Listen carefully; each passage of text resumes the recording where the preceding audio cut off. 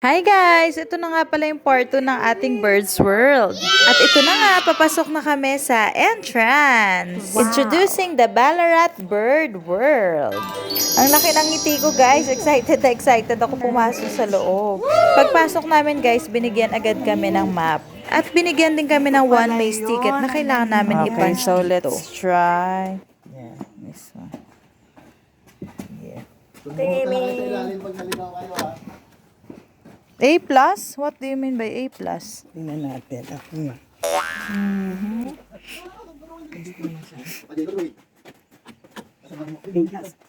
Ano yun? Yay! So guys, meron silang children's dinosaur fossil dig table. So according to them, please cover up fossils when finished for the next people. Kung ano nilalaman. Guys, huwag mo buhayin, guys. Oo, urong mo lang. Dito pala. Anong ito? And this is located at the Maze Tunay kaya tayo. Oh, Ay, tunay. tunay siya. Ba?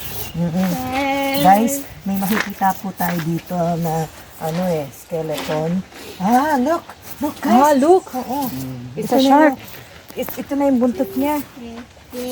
Meron siyang yung shark na pagi. Collapse na yan. Nag-collapse na daw. Guys, ano po to guys eh. Bring your cow, get your cow. Bahala ka dyan.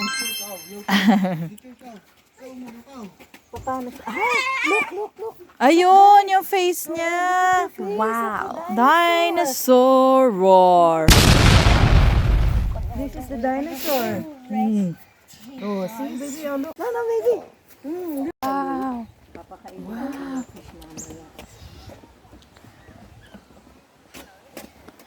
Walk slowly.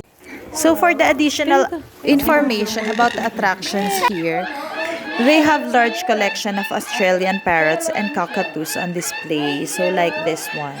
May ino silang black cockatoo photo opportunity. So at 11 a.m. and 2 p.m. only. So it is also subject to weather conditions and COVID-19. So you will be using your own camera and limited numbers available. So for the black cockatoo photo opportunity, you may book at kiosk and it costs $10 per person. Good job. Hi!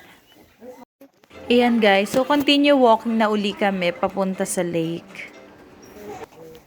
Ito isa sa mga ikakatuwa ng mga bata kasi meron silang animatronic dinosaur display. So ayan, gumagalaw siya guys and meron siyang sound. Scary. Look.